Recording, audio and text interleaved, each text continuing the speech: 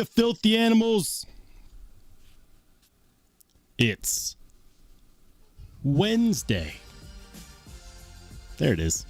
There's the music. I screw the pooch. Oh, man. Listen. I've had a week. It's only 3 days in, and I've had a week. What have I been up to? I know. So dramatic. Such a diva. Yeah. So this happened. That's fun.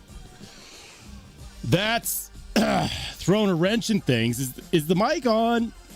Is the mic hot? We're going to make it hot. Yeah. Yeah. It's hot. Guys, we'll talk about this. We'll talk. This is limiting. We'll talk about this though. New episode is live. I know. Let's go, baby. Let's go. New content is live. And it's not just new content. Listen, I didn't realize how much I was dying on the inside, like content wise, by not making the content in the overbuilt fashion in which I like to make it. And you know what? I used to think that the more overproduced something was, the better it was. And that's not true. Overproducing a piece of content in a space that is not known for overproduction at all does not make the content good. And I say that not just for the benefit of anybody out there who might have a channel that they're starting. Sorry, that weird pressure thing in my ear. I say it for my benefit too, because quality is not related to gimmicks. It's not related to the things like little tricks you do in the video. Like, that's not value. But that isn't to say that you can't produce something that has value that is also recharging.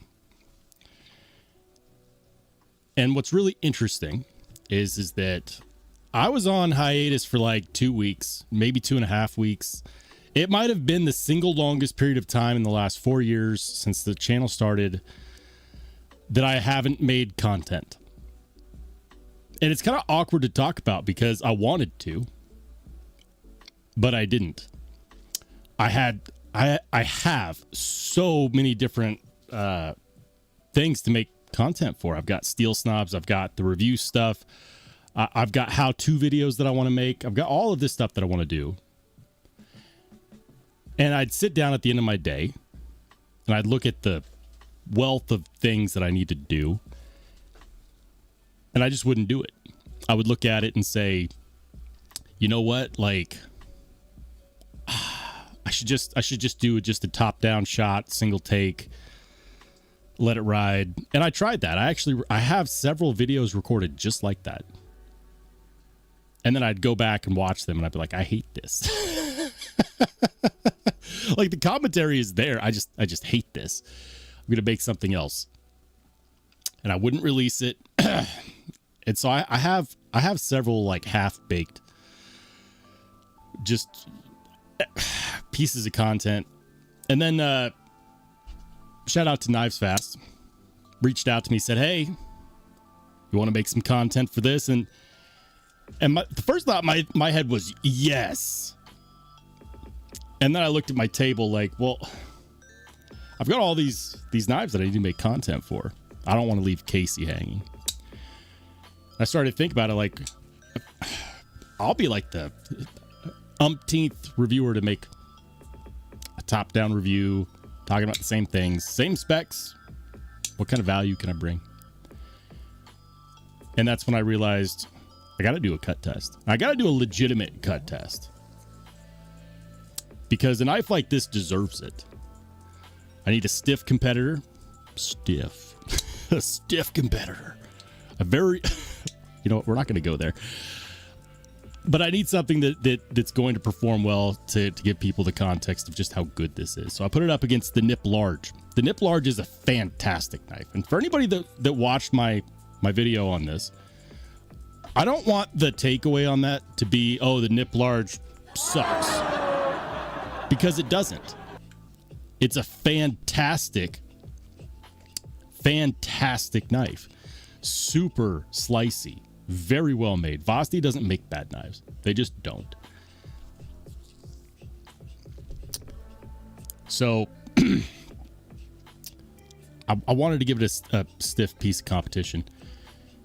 But I wanted it to be something that people were, at the very least, a segment of the community was familiar with. So I'm a huge fan of the cut test Cedric Caneda does, because he has a lot of different knives that you could look at and say, oh, like, you know, he sharpened this edge angle. This is a factory edge angle. Factory edge angles, like, people sometimes like to argue with me. Belt ground edges can be good, but they will never be as good as a hand sharpened edge. That's just a fact. So it took me a little bit to get it made, but I'm very proud of the production because I didn't add extra gimmicks that didn't need to be there. I did edits that made sense, that I felt added value. And I think it turned out great. And for the first video to have made in like 2.5 weeks, you guys showed up. You showed up. This is Sparta! Thank you guys. And if you haven't seen my video on the Tempest Mach 71, and you're curious what a knife like this is truly capable of, at least against the demon known as Sissel Rope, go watch it. With that, oh man, the chat is already popping up. Knives Fast is here. What? Well, now I'm embarrassed. I'm not retarded, but I like rocks. I do like rocks. Casey, thank you, man, for the $10 super says. Just jumping in briefly to say thanks for the great Mach 71 video. Oh, thanks, man. You didn't have to do that. I appreciate you, Casey. And you know what, man? Truly one of my favorite knives that I've handled this year. This knife was rejuvenating for me in many ways. But most importantly, it got the creative juices flowing again, because I didn't want to do just another video. So thank you. Thank you for lighting the fires that burn. Appreciate you, Casey. All right, guys, I'm gonna go up to the top because I monologued for a while, and then I'll tell you about what happened here. It's dumb. It's dumb. Henry G, what's up, dude? I'm not retarded, but I like rocks. Hot sauce activated. Don't forget the rocks. I won't, dude. I won't. Marco! What's up, man? Welcome into Cat Scratch. Steve! Jim Miller. We got Jim Cox. What's up, man? Welcome in, guys. I'm trying to get down. I know. I was late. I'm always late. That's my thing. If I'm early, be concerned. T-minus 2 minutes. Let me guess. It wasn't 2 minutes. It was probably more like 5. Jim knows. Jim knows. He's been here a while. He's not new here.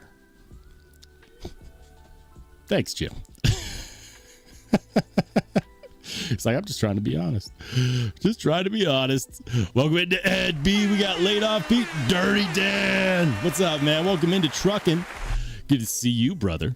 Let's go, guys. Let's keep it rolling. Hold on. And MP says, anyone pick up the latest Winter Blade? I did not. I had an opportunity to. It just wasn't in the cards. Wasn't in the cards. I wasn't going to beg it off of Brian. I wasn't. I mean, he had reviewers pick it up from him at Blade Show. If he wanted me to check it out, I would have. But oftentimes, it's tough, dude. It's tough because as a collector, I always have my eyes on the sites, on the secondary market. And unfortunately, there's always something that I want. And a limited amount of funds, at best. Laid off Pizza's got me a PSYOP 299 skip tonight for $80. Damn, that's a good deal. Good job. Good pickup, man. I love me a PSYOP. We're going to keep it rolling.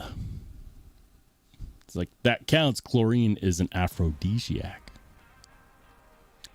Tell me more. On the Edge, what's up, dude? Welcome in. Thank you for being a channel member. Hold on. We're rolling. I'm sorry, man. Sounds like you had a long day. I'm glad we made it. I hope you're still here. Are you re-energized? Does the music get you going? That's a joke, because I know you don't like the music, but you sit through it anyways. I appreciate that. Nick D, good to see you, dude. Welcome in. Hold on, we got Mr. Frankie Cheech. What's good, Frankie? All-American Shooter. This is showtime. Yes, sir. We're live. We're alive as well. Shout out to the pods, the 2-year anniversary. Let's go, baby. Pods. Thanks for riding with the channel, man. You've been here for a hell of a lot longer than 2 years. Wow. Speaking is difficult today. Congratulations, my friend. I would do a hot sauce burnout for you, but the bomb bottle got thrown away. I no longer have the shittiest hot sauce in the world. It's gone. I'll replace it with something, dude. Happy 2-year anniversary, my friend. Thank you for riding with the channel. I appreciate you. Hold on. Excessive. Oh, there's so many things I could say to that. I wish, man. I wish my excuse was that good. It's not. I'm not. Look, I'm right-handed. The left hand doesn't see that much daily usage, which is probably why it's injured, really. Because honestly, if this is anything, it's a call to strengthen my left hand.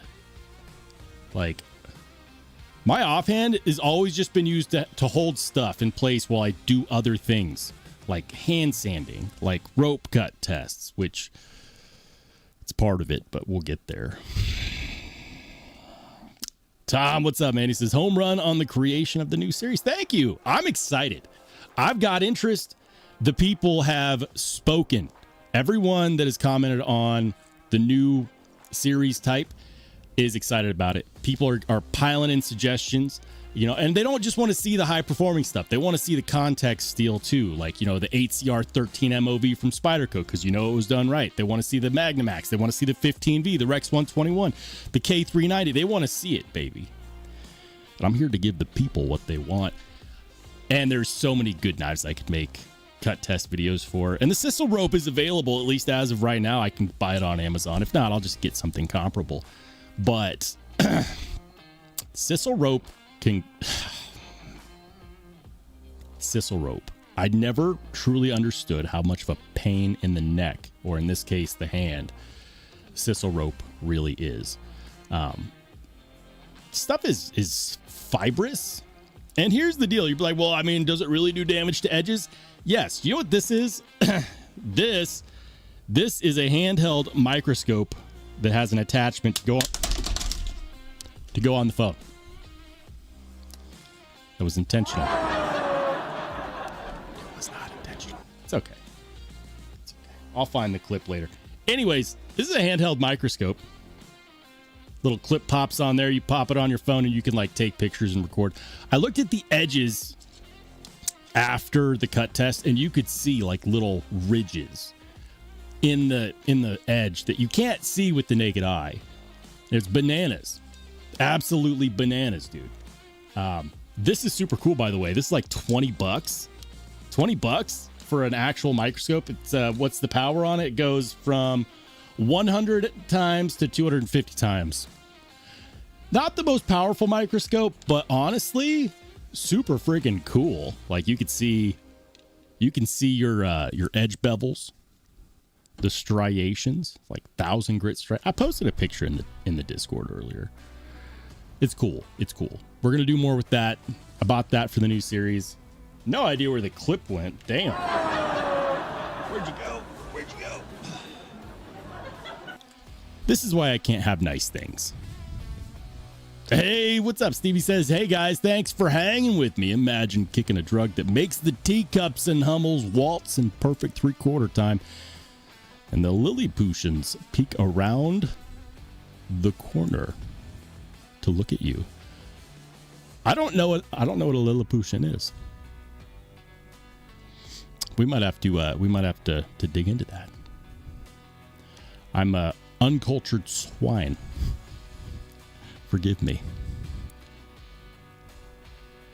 NMP says good production can't overcome bad content. It's true. I learned that lesson the hard way. But I do think that the content that I released recently is good. Because the production that took place was necessary to increase the value of what it was doing. I do far less editing tricks than I used to. It's just a fact. Instead, I focus my production on things like cadence so that it stays entertaining. Cutting out things that are repeated. Sometimes I'll go on a tangent and I'll just repeat the crap out of myself. And I don't even realize that I do it. I'll just rewatch and be like, oh, yeah, no, I already said that 5 minutes ago. What's the value? There is none. I'm glad that I repeated myself, but people don't need to hear that. And so I'll make the cuts that make sense. And then doing video overlays was actually the most time-consuming thing, not because of what I was doing. Like when I did the cut test, I popped the cut test into the corner. For some reason, those videos ended up being massive resolution. And so I had to actually format those individually first as full videos and then add them in. I won't bore you with the details, but I will tell you that that took the longest just because of the rendering time. I'll figure out a better solution next time. Tom Cook says, next we will see Roll wearing glasses. I mean, I have them, dude. I have blue light glasses. My regular day job nowadays has me working from home. So I look at the screen all the time. All the time. I'm super behind on the chat. Hold on. On the Edge has been a channel member for 16 months. Let's go. It says 16 months in only seems like 21 now. On the Edge, thank you, man. Thank you. And I feel like I missed something. Hold on. I'm gonna start scrolling. If I missed your chat, I'm sorry. If I missed your chat, I'm sorry. Steve!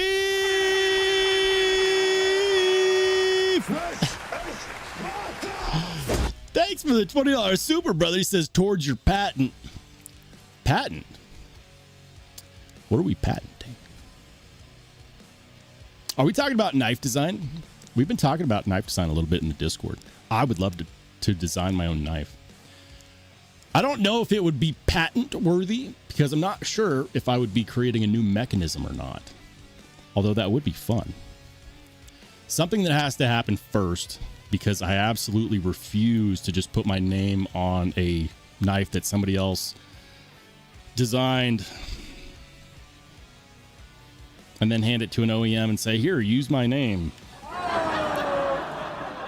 I'm not calling anyone out specifically, but if you didn't know, it's been done in the past where content creators have sent a picture, didn't actually design anything, handed it to the OEM, and they just placed their logo on a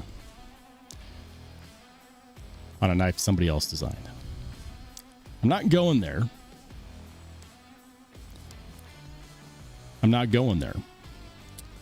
I want control. I'm a control freak.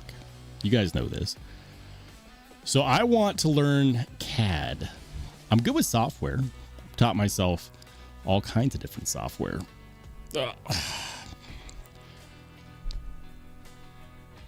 So I know I can pick it up. There's other programs you can use to actually get real schematics that you could send to companies. Because what I'd like to do is not just leverage my designs with like foreign partners, which I have several that I know would work with me. But there's Millet that's down the road. I would love to get a knife out with Millet. I would love to actually have some input with their shop. I think that'd be a lot of fun. Plus, American made. Come on. Now, those are not cheap, but if it impresses, you never know. You never know. Maybe all it takes is a prototype.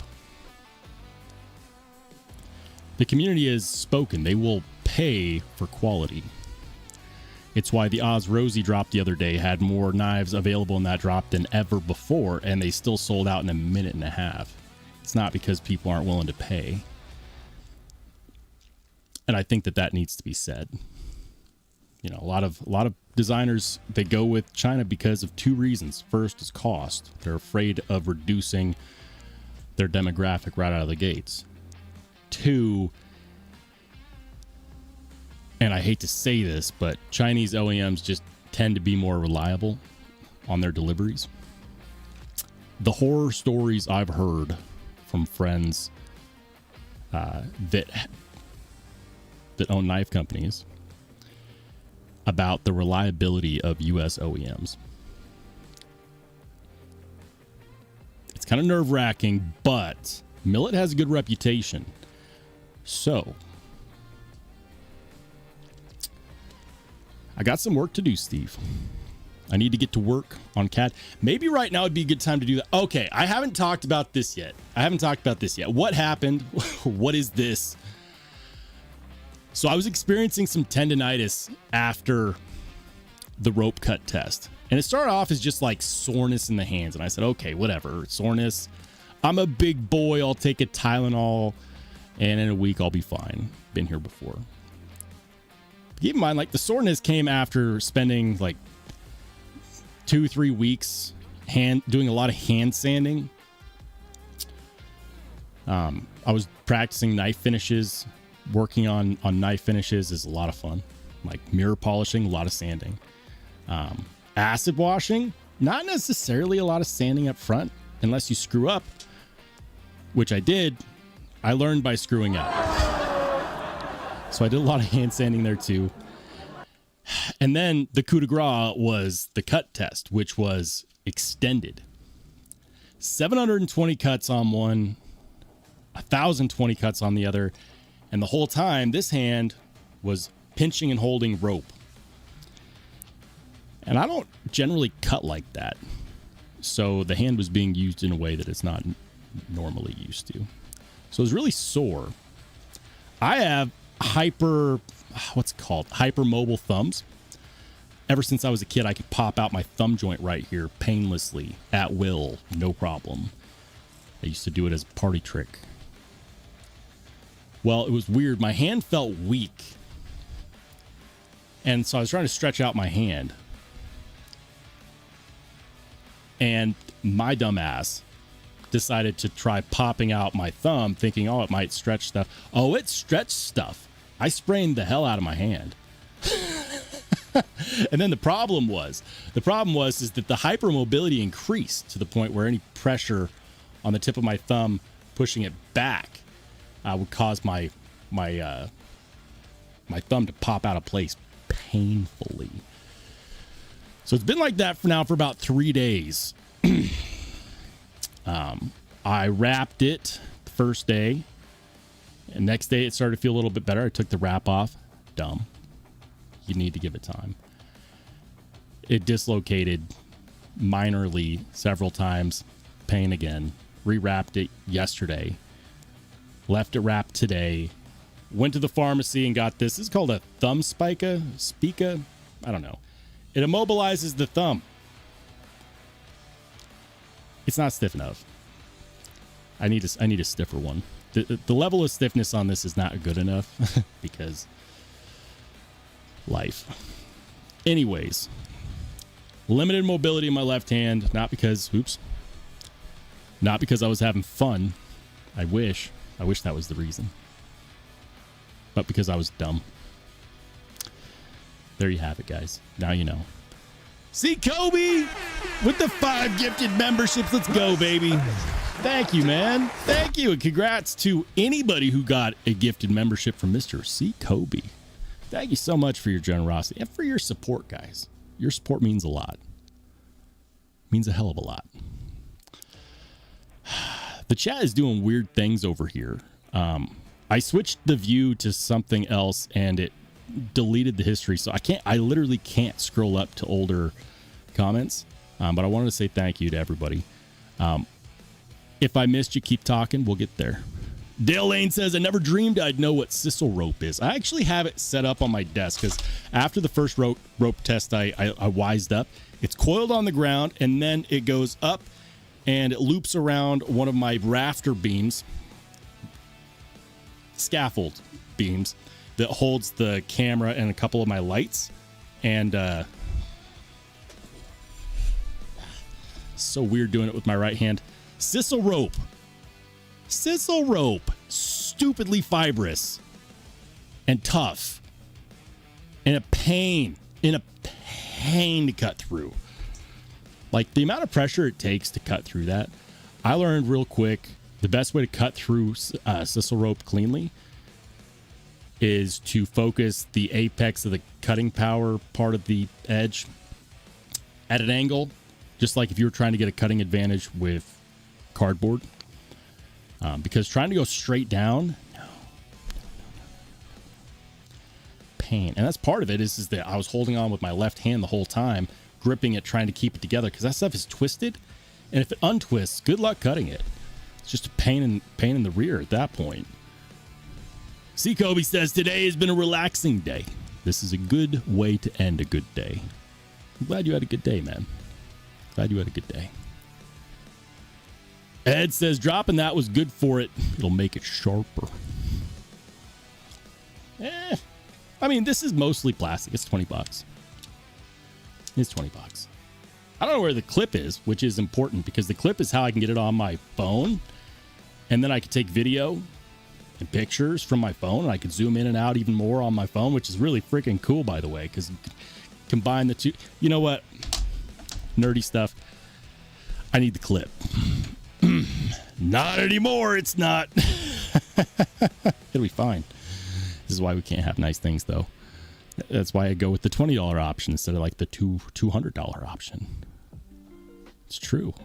It is true. Hold on.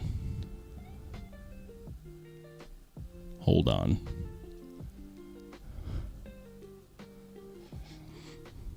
You haven't read Gulliver's Travels? Sure I have. I take that back. I watched the PBS show back in the 90s. Like, you guys remember PBS? And it was read to me as a child. I'm assuming that's what you mean by Lilliputians. Yeah, Gulliver's Travels for the Lilliputians. It didn't stick, though. You know what I remember of Gulliver's Travels is like all the tiny people on top of the regular person, and they're like tying them up and stuff. That's kind of the most iconic part of that story. Hold on. Hold on. Hold on. Hold on. Night Rare, what's up, dude? Thank you for being a channel mod. He says we need the Pit Vipers back. I lost them in the move. I don't know where they are. Or I'd totally rock them. I love those glasses. Are they a little extra? Sure. Sure. But I like them. It's nice. They're actually really nice when you're driving. I don't know about you guys, but sometimes, like when I'm driving for extended periods of time, I need the full windshield sunglasses because if I can see underneath the sunglass lens, the difference between, you know, polarized view and not polarized view eventually makes me nauseous and turns into a headache eventually. So the nice thing about the big glasses like the Pit Vipers is that you got that full polarized windshield in front of your eyes, or at least for me, and I don't have no split vision to worry about. So that's one of the things that I like about them. Dusted Daddy, what's good, man? He says, what do y'all think about the tenacious Tonto Blade HQ did? Oh, I've got opinions.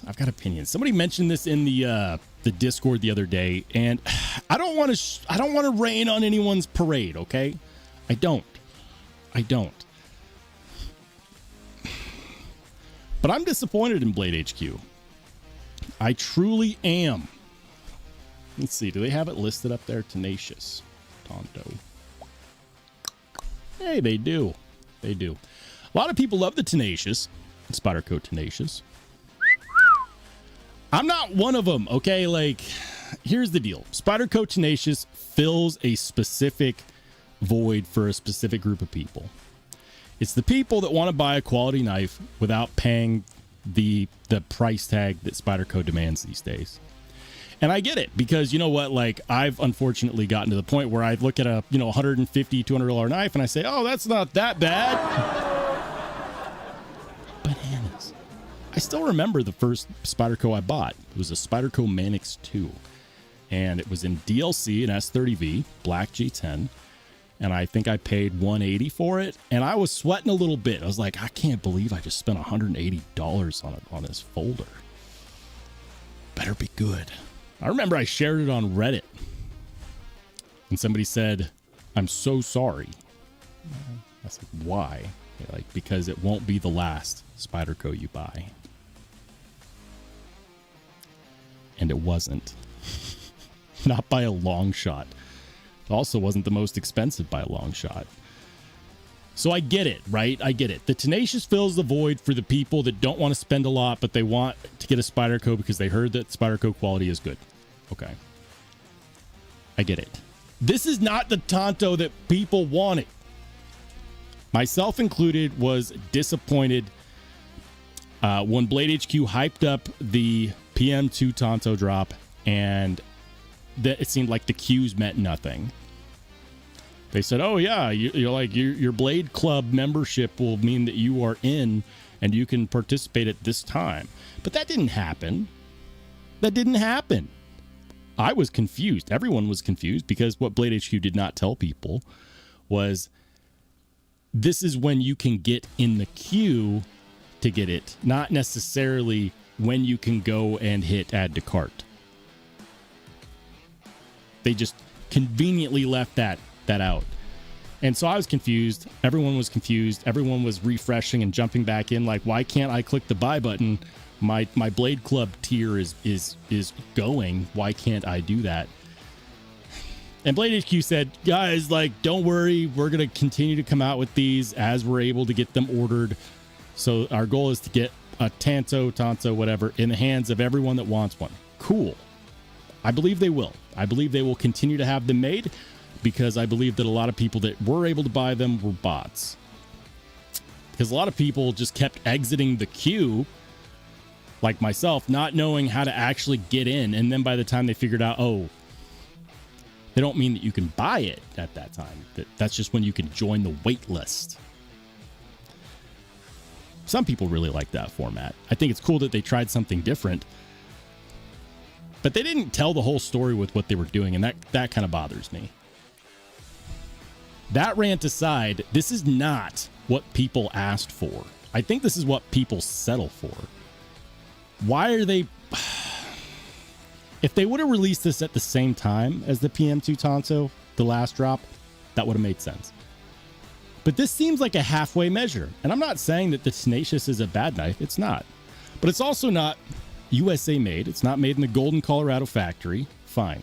Spyderco factories everywhere are good.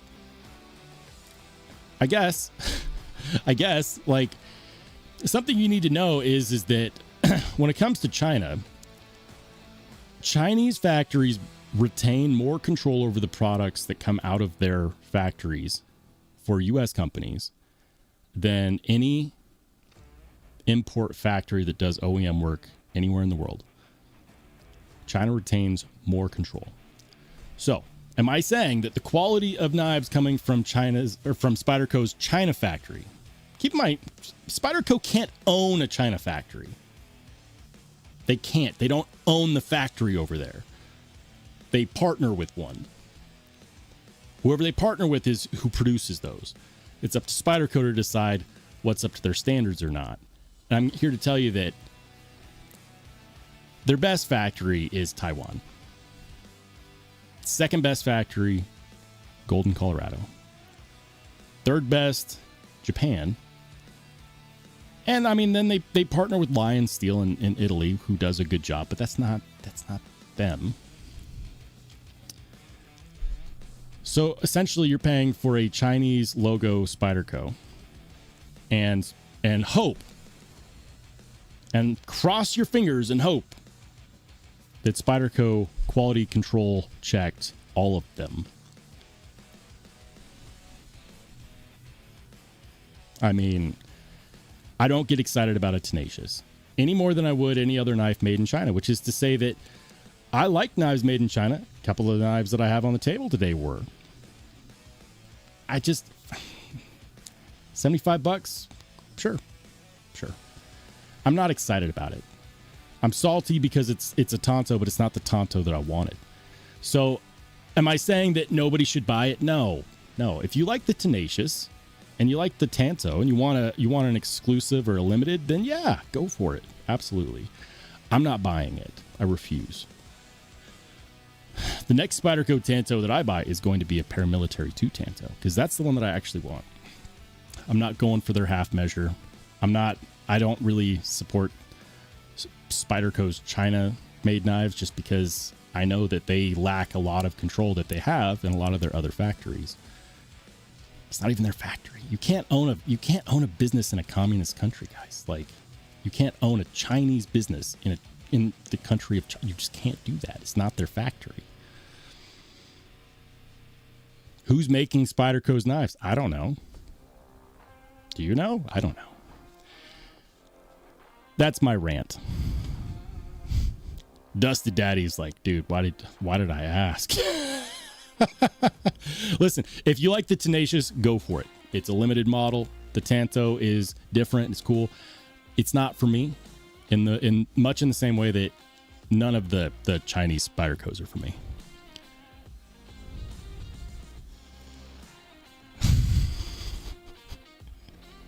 Jim, I need to get you a pair of Pit Vipers, man. What's your color? He's like, no. Oh man, y'all are about to make Jim leave. Don't do that to Jim. We like Jim. Southern Cali, what's good, brother? Good to see you, man. Welcome in. It's like someone needs to send him a new pair of Pit Vipers, right? We're talking about sunglasses still, right? Knight says, which CAD software? See, like, I don't know. I could figure it out, though. I know I could. Totally know that I could. Steve with the $2 super says, want to talk to my licensed locksmith buddy. I mean, here's the problem. I don't know what I would ask him about. Like, I don't know the first thing about designing a knife lock. If I wanted to patent my own knife lock, I would start by doing design research. Have a goal in mind. What's my goal? The goal would be to stronger lock, better deployment, because the lock is not just something that locks it up, it also affects its deployment inevitably. So that would be my goal. Okay, better than what? What kind of deployment do you want? Once I start answering those questions, then I'd see who does it well, how do they achieve it, what have they not done, and what's possible.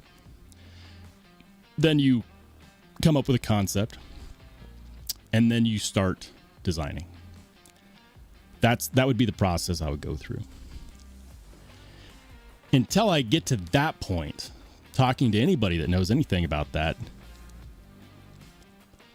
probably would be a waste of their time, because that's probably where they would start to, is in the concept phase. And until you have a concept, you have nothing. Shot Glass says, ice it 10 minutes off and on throughout the day. I need to do that.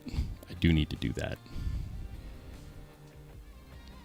All right, man. We'll see you back. Joel, what's up, dude? He says, got the concept caveman today. Titanium rock texture. Excellent knife. Good work, dude. congrats on the pickup. I got a few new knives as well. Dale says Ten's machine can also help. Ten's machine also can help. For what? What are we talking about? For the cut test? For my weak left offhand thumb? I don't know if anything can help that. I just need to strengthen the hand. This hand is fun. Like this hand is a little sore. You know, like I feel some of the soreness, but every day it gets better. I just need to strengthen this hand. I need to do more exercise. Like if I'm going to put it through the last month that I put it through, that's fine, but that can't be the exercise. Like I can't just ramp things up. I don't do hard labor anymore. That was so 15 years ago. I did the hard labor in my 20s. Like now I work an office job. My hard work is just corralling adults. I'm an adult babysitter. I run a team of 20 people in a chat. And they pay me to do that. Management is not what I imagined it would be. Hold on. 1 minute knife review. What's good, dude? He says doing paperwork and listening. Thanks for being here. Appreciate you. Nom nom knife guy. Spyderco. I'm just not a fan of the Chinese Spydercos. I'm too mean to leave. I'm glad you're still here, man. Ed says Spyderco makes 3 knives and changes up the steel. Are we talking about the Bodacious, the Edgerati, and the Shaman? I mean, the steel is one of the big draws to Spyderco, though. You know, when we talk about knife cut tests, there's so many factors involved that can skew results one way or another. I saw a cut test performed by another channel, and what they were doing is they were I'm trying to remember the name of the channel. I feel bad because I sometimes watch their stuff and I usually just lurk. I mean, I don't do that. I don't lurk. Anyways, it was really cool because what they were doing a test, and I really appreciate testing. But what they were doing is they were testing MagnaCut versus 3V. And in the test, what they were doing was like feather sticking and whittling hardwood, right? And so they were testing MagnaCut against 3V. Now, MagnaCut is a tough steel. But MagnaCut's claim to fame is that it's well-rounded, which means that it's going to perform well in a multitude of scenarios. That doesn't mean that it's going to perform the best in every scenario, just that it's going to perform well in a well-rounded manner, right? Think crewware but stainless. That's basically MagnaCut. Anyways, the 3V is tough. It'll rust if you look at it wrong, but 3V is tough. That's its claim, is that you can get a stupidly thin edge on it when you need it to be slicey. You get all of the edge retention with 3V on a thinner edge. But it's exceedingly tough no matter what geometry you put it at. And when you whittle hardwood, that is a test which has a lot of opportunity to chip, break, and shatter edges. So of course the 3V outperformed it. It's just a steel that's meant for more abuse. It's a tougher steel. But if I didn't know that, I would look at that test and say, man, MagnaCut's not even as good as 3V. Didn't hold an edge as long as 3V. Like, I don't understand. If he had changed the cut test parameters, it would have changed the results. If he had done a straight rope cut test or a paper cut test or a cardboard cut test, MagnaCut probably would have wiped the floor with the 3V. That's just how it is. And I'm not here to just defend MagnaCut. I'm pointing this out because there are so many different factors involved. Now, let's say you have a Spyderco Paramilitary 2 in 15V, and then you have a Spyderco Paramilitary 2 in all of these. Like, you eliminate so many of those factors when it's the same knife model made by the same knife company out of the same factory with the same exact geometry. And the only difference is the steel, because then you get to truly test the steel. Then you can say 15V versus Rex 121. And the only limiting factor is the steel. Mostly. You get the most control out of it. And Spyderco spends a ton of money on steel research. It's why they're one of the best companies in the world when it comes to coming up with quality heat-treated knives. Are they better than Buck with the Boss heat treat? I don't know. I would love to figure out how to test that. But Spyderco's heat treat and their ability to manufacture amazing knife steel is unparalleled by most. I'll say that. Purely because of the amount of research they put into it. And it's cool because you actually have something you can test, because you can test the same model made with 10 different steels. You can't really do that with most other knives. Joe says, what if it was in Rex 121? I'd be all over it. Oh, the Tenacious? Rex 121 is going away, brother. That's why all the Rex 121 knives are even more expensive than they were before, is because they have a limited stockpile. Once they run out, they run out. But Rex 121 is not being produced anymore. So Spyderco, I'm pretty sure, is the only company that has a stockpile. They have models that are slated for release. Those are limited in number because they can't make them in that steel again. Once they're gone forever. What's up, dude? I thought I said hi, but we'll say hi again. Hold on. I have to reach with my primary hand. Injured. Wounded bird.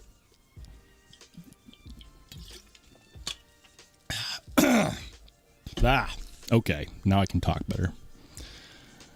Shotglass says, I do like the retract from Spyderco China. It's quirky in a good way. Yeah. And you know what? I'll probably end up buying a Chinese Spyderco. Why? Because I want to get some 8CR13 MOV that I know has some standards. That I hope. Maybe that ends up being the test. I don't know. I would have to see if I could find a USA-made Spyderco with the same steel as a Chinese-made Spyderco. Do they have any? Are there any Chinese-made Spydercos that use the same steel as a USA-made Spyderco? I would love to test that. I have theories, but I know damn well communist countries don't let you own Chinese companies. They just don't. They don't allow that. It's like, can't wait for the Smock and Rex 121. I thought they released it. Didn't they already release it? I thought, didn't they? Or did they not? Maybe they didn't. I'm thinking Sage 6. That's right. That's right. Guys, we're going to get to the regular part of the live stream. We're already almost at 9 p.m. Mountain. We haven't even done the pocket check yet. We'll get there. I promise. I promise. Southern Cali says, I recently just fell in love with the little dragonfly from Spyderco. Nice, man. I've tried one of their Japanese-made knives. One. What's it called? I forget. It's a backlock. It's pretty good. Very thin. Dale says, Rex 121 Smock will cost too much for me. I'll stick with my Rex 45. I would love to see more Rex 45. Are they discontinuing that too? I don't think so. Ed says, does Rex 121 chip if you look at it wrong? No. No. Is it brittle? Yes. Yes. Yes, it is. But people say the same thing about S90V, and it just cut through 1,020 cuts of sisal rope. Allmax is tougher than Rex 121, and it didn't hold up as long. It's going to depend on what you do. Like, that's just the honest to God truth is that it really depends on what you do. It's not going to take high impact. How much high impact stuff are you doing with your folding knife? Like, do you need it to survive a drop from a ladder? It's a real question. It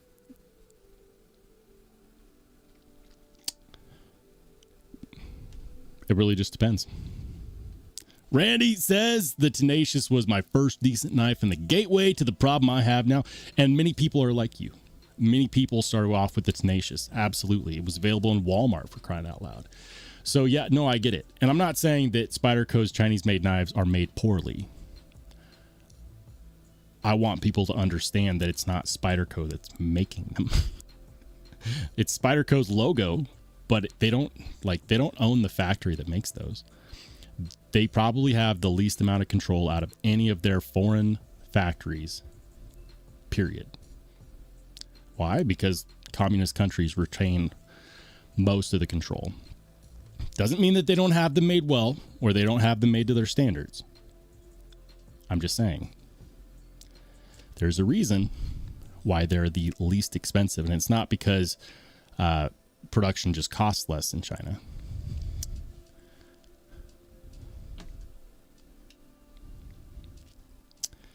Hold on. Hey, Choil, thank you, dude, for the $10 super. It says, hey, Brother Hope, you get to check out Choil. Love to see you there, brother. Have some things you may be interested in. Love the streams. Your voice is so soothing. Thank you. Choil app. Choil app. Is that a website or a channel? I'm going to do some searching on the side. Because if so, I just didn't know. The internet's a big place and I have a short attention span. Hold on. I'm going to look you up. Choil app. Ooh. I do see that you have a channel. Is it a new channel? All right. Looks like relatively new within the last month. Keep it up, dude. Keep it up. I see that you've done a live stream and a couple videos. Yeah, we'll check it out. Absolutely. And it looks like also catalog your knives. You know what? We'll just pop on the screen share. How about that? All right. The description is Choil is the tactical vault for premium blades. Catalog your knives, EDC, and tactical gear. Then see what every piece is actually worth with AI valuations built from real sold listing data. Oh, that's interesting. It's very interesting. Track your collection's value. Follow the resale market for high-end folders. And fix... Ooh. All right. You have my attention. Hold on. No, stop it.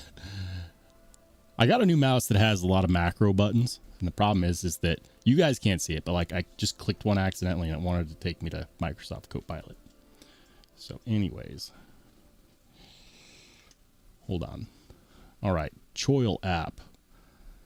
Your blades are premium. Your vault should be too. By the way, thank you for the $10 super.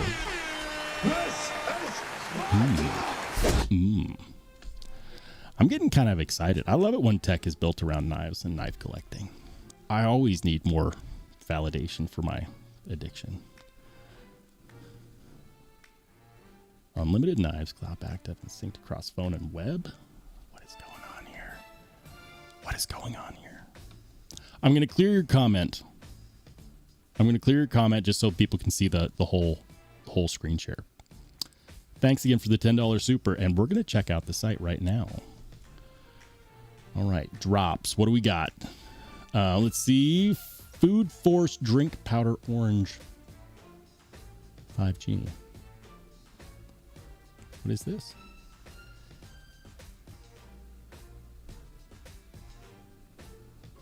So it's not just for knives. Okay. Got bags. Ooh, here's a knife.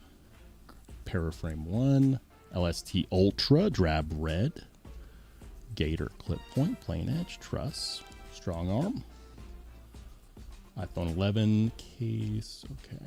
Can you filter?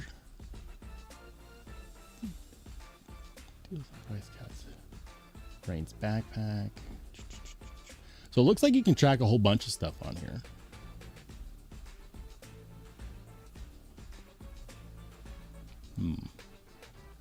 I would love an option to be able to filter stuff, to be able to filter results, and maybe it's there and I just don't see it. Maybe there is an app that allows you to have more functionality and I just don't see it. But I'm going to tell you right now, there's lots of products on here that I just wouldn't look into. Like for example, backpack. I'm not really a big bag guy, but I am interested in the knives, and it'd be really cool if I could filter this section right here by interest. Not to say that, you know, things like backpacks and this other gear doesn't have value, because it does. I'm just saying I would love to have a filter option. Hold on. And it's also possible that I just don't know because I don't know how to use the site. I'm only limited by my ignorance. Be kind, please. The EDC vault. Okay, hold on. Open the vault.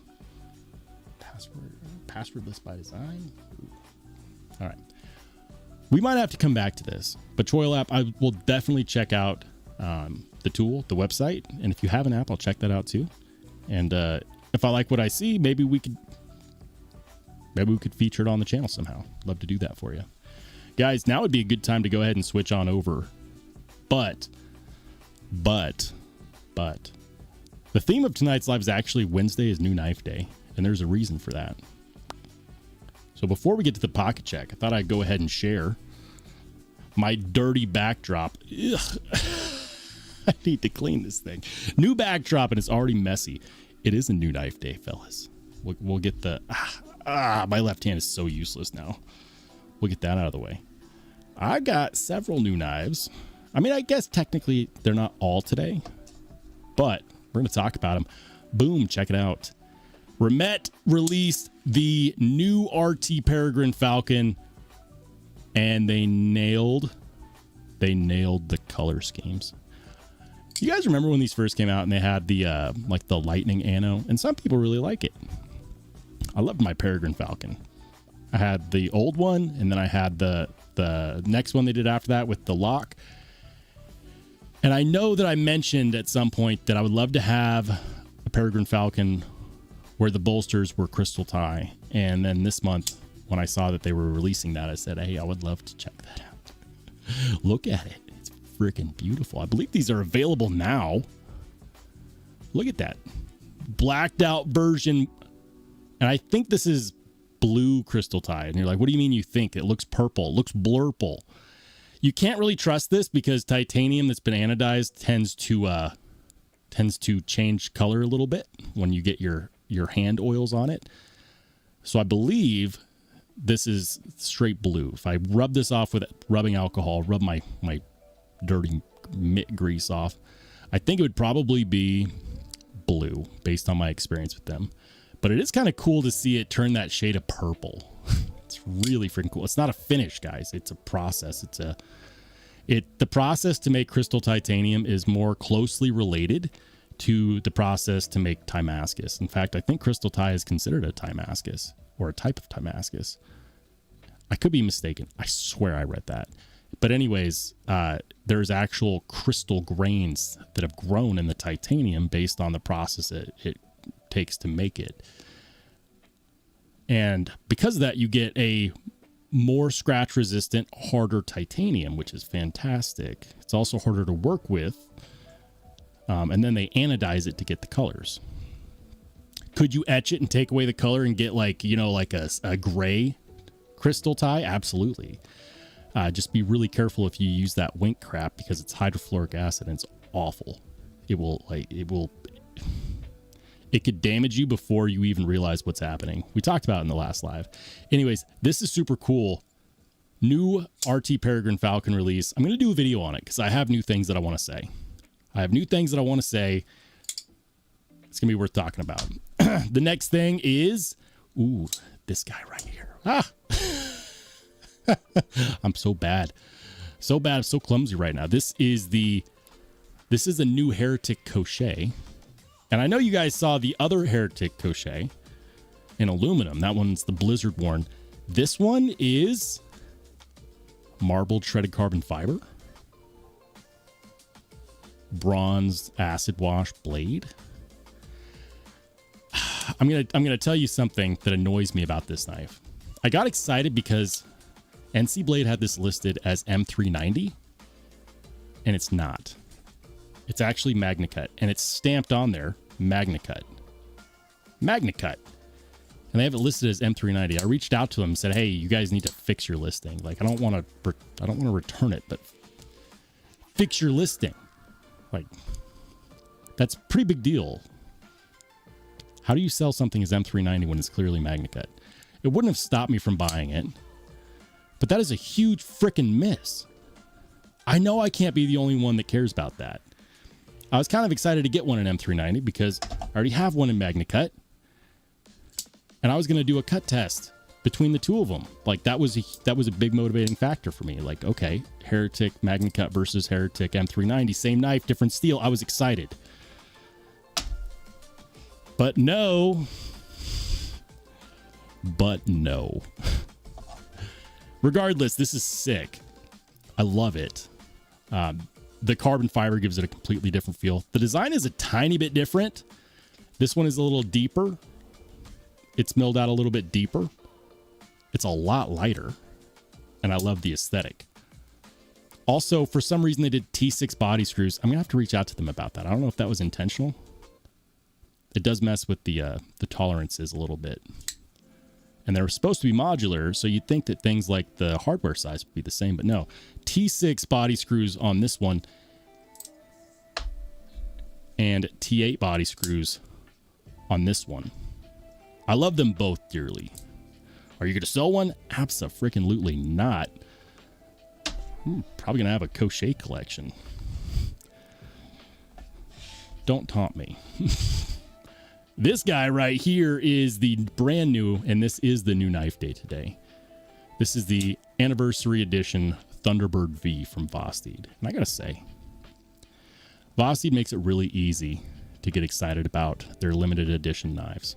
The last one that I got from them was last year's anniversary edition Raccoon V. This one is the Thunderbird V. They did a lot of different versions. They ended up doing the drop again on their site. I don't know if they still have availability or not. I know that they did a decent amount. And so when they recovered their shipment, pretty much everything was gettable. The Crystal Tie version did sell out, but even that was gettable. Like, it didn't sell out immediately. That one was gettable. This is the one that I went with, not because I had to, but because it's just the one that I wanted. I wanted the more plain titanium version. And I got to tell you, the Vancor lock is definitely the best locking mechanism variant for the Thunderbird. I'm glad they didn't do a top liner lock. I'm glad they're sticking with the Vancor lock or the V anchor lock. I don't know, but this is badass. Love it. This one's number 92, serialized. You open up the case and you get this guy right here, which is the COA, but also it says something here. It says Ferrum Sear. It deciphers the pattern into order. I don't know what that means. Like, is it supposed to decipher a pattern on the handle scales? Where's the pattern? Is it like, is there a pattern? Is there a pattern on the coin? I'm so confused. Like, what is this? What is this? I might need to ask them. I didn't look it up. I probably should look it up, but it's freaking cool. Anniversary coin as well. Why am I showing you this? Well, because knowing me, I might not ever get to a video, but it's cool. And it's going in the collection right next to the Raccoon V, which I love dearly. There's my new knife day, guys. Thunderbird V. Carbon fiber, Heretic crochet. New variant. The Remet RT Peregrine Falcon. It's the best Falcon they've ever made. And this includes the other variants that they have in Crystal Tie. This is the one. This is the one. There will be a video on this one soon. All right. I'm going to scroll all the way down. Alice Days, what's good, dude? He says, I have an idea for an integral shark lock Demko knife. Let it rock, dude. What's up, Paperclip? Says, the website looks great. I never knew. Are we talking about Choil app? I got to look into it. I'll probably look into it after the live stream. Southern Cali says, start lifting weights, man. Resistance training is the way to strengthen your mitts. I know. I've actually exercised this hand. I used to work in sales. And I would always shake with my right hand because everyone was right-handed. I'm right-handed. Every now and then I get crushed by a southpaw. But I used to do like the resistance training with the grips on this. Like my right hand is perfectly fine. And that's probably why, even though it was doing a majority of the work, it was still fine. Because this is the one, you're like, this is the hand, right? At least my primary hand is fine. My offhand is screwed. Choylap says, that time lapse from your rope cut and knife testing video looked brutal. It was a lot, man. It was a lot. It was a lot. It was a lot. I had to stretch out my hand several times. I should have just iced them right afterwards or wrapped them for the test. Like I'm not Pete from Cedric and Ada. I haven't done 50,000 cuts. Like his hands have got to be like super strong. But I believe I've seen videos where he was wearing like a wrist guard or like a thumb immobilizer or something. I know he's paid his dues. I know. I'm going to skip all the way down to the bottom, guys, because I am far behind. And we're going to get to the pocket check. If you haven't posted your pocket check, now would be a good time to do that. Now would be a good time to do that.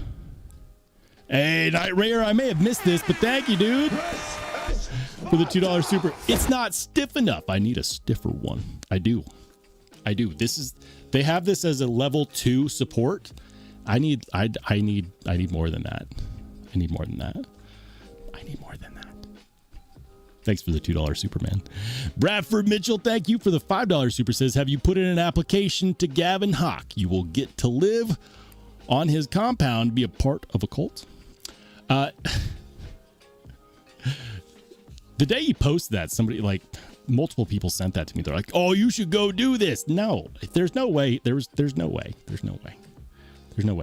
My hands are not strong enough. I wouldn't survive a day in the shop. But more importantly, probably wouldn't pay more than what I currently make.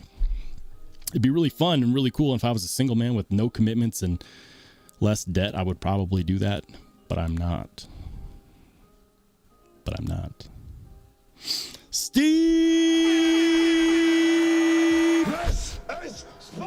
Thanks for the $5, brother. He says, look up Sarah Grossman Jewelry on Facebook. Met her for a minute. Didn't like her. But imagine matching her skills with a decorative knife. All right. I'll play ball. Sarah Grossman Jewelry.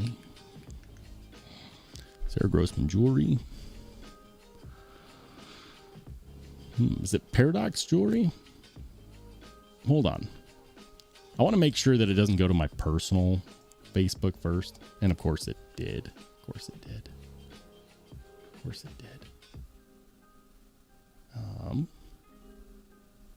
All right. I'm going to pull it up. Just hang on. Okay.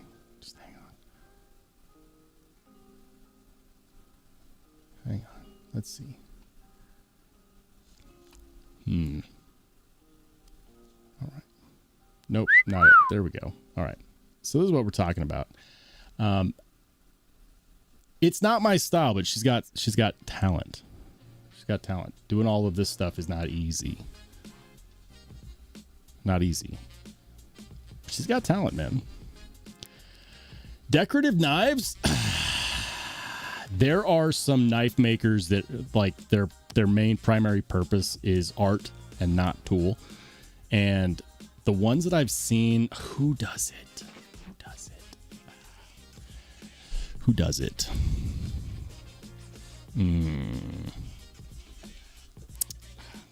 What's their name? They're on Instagram. I'll remember it and I'll send it to you. But if you like decorative knives, I got a maker you need to check out. You may already know of them.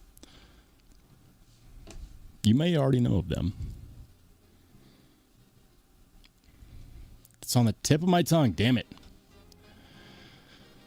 I see TC Blades is popping in. What's up, TC? Good to see you, brother. Welcome into Zach and Nard. Mr. B Shady. B Shady says, still never done a remet. What? Really? I can fix that. For you. Comment says, I'm having a hard time picking a knife to buy tomorrow. I'm between the Concept Strip and the Vosti Nip L, and then possibly Kaiser Militar. Anyone got any suggestions? Kind of depends on what your budget is and what availability is. I mean, you can't go wrong with the Kaiser Militar. I'm not a huge Kaiser guy, but I do like the Militar. Everyone likes Militar. They've done a million variants of it because it's probably one of their most successful models to date. Vosti Nip Large is underrated, and I'll say that. I will say that. For regular EDC carry, it's highly underrated. Is it as slicey? Will it cut as long as the Mach 71? No. But it has the top liner lock. Really well done top liner lock, by the way. Probably the best top liner lock variant that Vosti has done to date because of how they changed the top liner lock design, as according to Devo, possibly their best top liner lock knife to date as far as the lock itself is concerned. I like the Nip Large a lot. I don't really know anything about the Concept Strip. I stopped reviewing Concept knives because I lost interest in the new knives that they had that were coming out. But they do a quality knife. Concept makes a quality knife, no doubt. The Kaiser Militar is not as exciting to me anymore. It has a lot to do with recency. So if you don't care about recency, it is the knife that's had the most opportunity to be perfectly designed and implemented and executed. So if it was me, I would probably go with the Nip Large from that specific list. But also, I'm going to tell you right now, you want to talk about a knife that's underrated.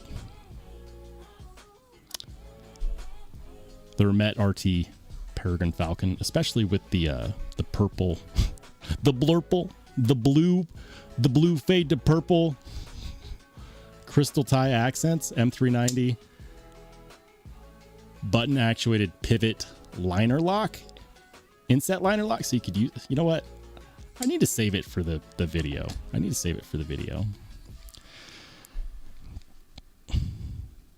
I love the RT Peregrine Falcon. I could be biased. It's possible. It is possible. All right. Hold on. Brown Sugar, what's up? Good to see you. What's up, All American? Did I say hi? I thought I did. Have a good night, B. We'll catch you on the flip side, brother. Steve says, I had T-Bird V before them all. July. Just Jewel is the best. Yeah, I know. You were flexing it, and I was wondering how you got it. Shout out to Jewel. Hold on. I don't even know where I'm at in the chat anymore. I have no idea. I'm so far gone. Joe's Garage says the Concept Folk is folk. Or is folk. I think it's folk. Isn't it the folklore? The Concept Folklore? Is that what we're talking about? So you should check out the Concept Halide. I know that it's been in the pocket check many times. I know that it has. Jim says there are still some Mach 71s available too. I thought Conman mentioned that he did already have a Mach 71, but that's actually a good shout out. I will say this, Conman, if you don't have a Mach 71, fix that. I could have swore that I saw a comment that you already had one, but considering that, you know, you could use my discount code or anybody's discount code, really, you could use Casey's discount code too if you'd like. This one's like $229. S9V deepest hollow grind that I've experienced from a production knife to date easily. I don't know of any production knife that I've ever handled that has a deeper hollow grind than this. I swear I could have swore that you already had one, but if you don't, RSB10 on this bad boy, normally they're $230, so call it $23 off, $207. This isn't beat for $207. I don't know if this would be beat for $250 if I'm being completely honest. Like, I truly love this knife. Truly love this knife. And it's broken in so perfectly. If you don't have one of these, this is the one to get out of anything on that list. If you already have one, understand. All right. We are lagging behind, guys. We got to get into the pocket check.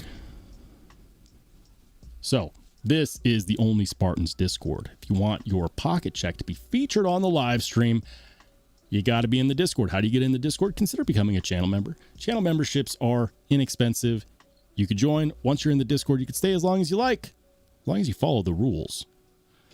What are the rules? I don't know. Get into the Discord. There's a rules thread.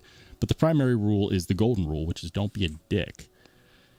If you are, I reserve the right to reflect that back at you, and I will taunt you mercilessly. Nobody talks more than I do. Usually, I win via attrition, because people are like, I'm just tired of him talking. But yeah, no, that's the main rule, is just don't be a dick. It's the golden rule. And if you break that rule, then I reserve the right to treat in kind. With that being said, Discord is an amazing place, filled with amazing people. My own little community, my own little corner of the world, and this is also where we do the pocket check. So, ooh, Renee just snuck it in. Hold on, he's got the it's the Spyderco K9. What is it? Is that the K9? Is that what it's called? I swear it's something dog related. K9? Like, I give up. He's got a button lock. That's the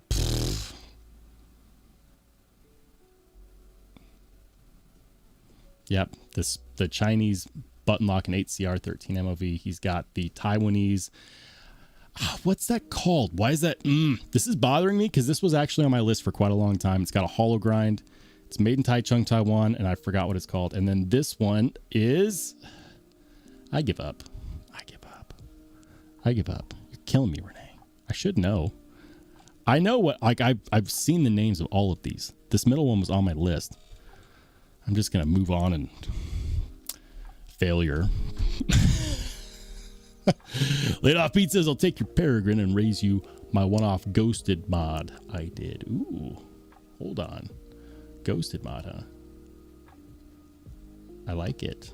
Is this one of their old lightning anno ones that was etched? That's pretty cool, dude. I approve. I really do. Did you use Wink? I'm gonna get my keyboard off my lap since I'm not. That's better. Awkward angle.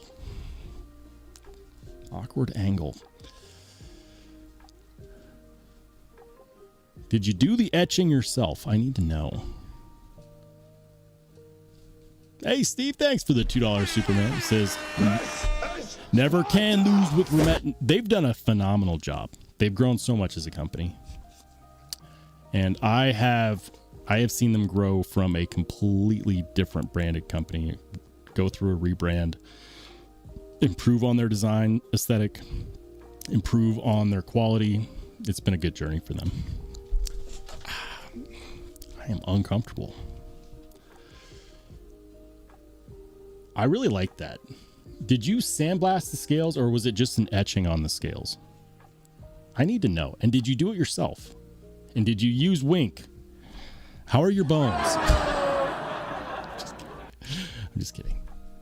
I won't let myself use Wink because clearly Murphy's Law would shorten my lifespan if I did. Clearly. I'm way too dumb to use Wink. That's cool, man. I've got some mods planned for some of my Remet knives soon. I'm excited for it. Victor Blades, what's up, Staten Island? I know I missed you in the chat, brother. Good to see you. He says, I wasn't going to show it tonight, but then you went ahead and mentioned the new knife day. So you forced my hand. Ooh. Is that a Model T? Is that a Model T? I always get the Veli and the Model T mixed up, but I swear the way I remember it in my mind is Model T should be for their Tanto, but it's not. The Veli is the Tanto, and then the Model T is the drop point. That's the way that I remember the Hog House models, because for some reason I can't get it out of my head that the Model T should be a Tanto, and it's not. Why did they do that? It bothers me. But regardless of whatever it's called, pretty sure that's the Model T.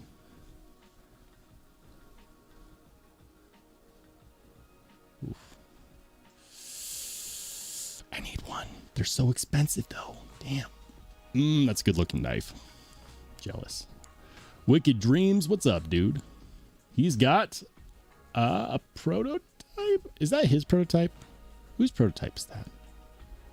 Another one. I feel like I should know what this is. I feel like I've handled something similar. Is that made by...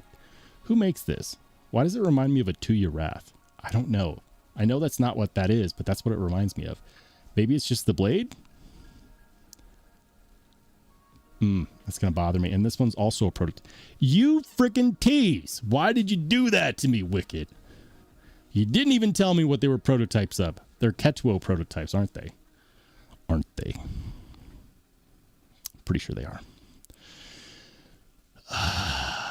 Joylap, what do we got, dude? He's got the concept caveman. That's what you were talking about earlier. Yeah.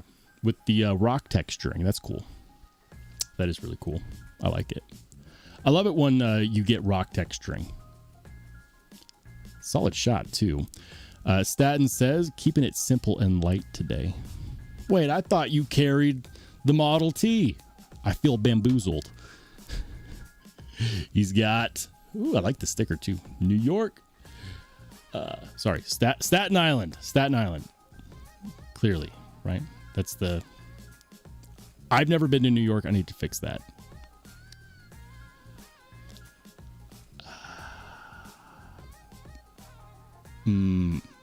Sheepdog with their top liner lock. Hogue Misto in Rich Light. Very nice, man. I haven't checked out a Misto yet, but I should probably fix that. I know a lot of people are tired of crossbar locks. You know what's weird? Right as everyone is like, nope, we're tired of crossbar locks. No more crossbar locks.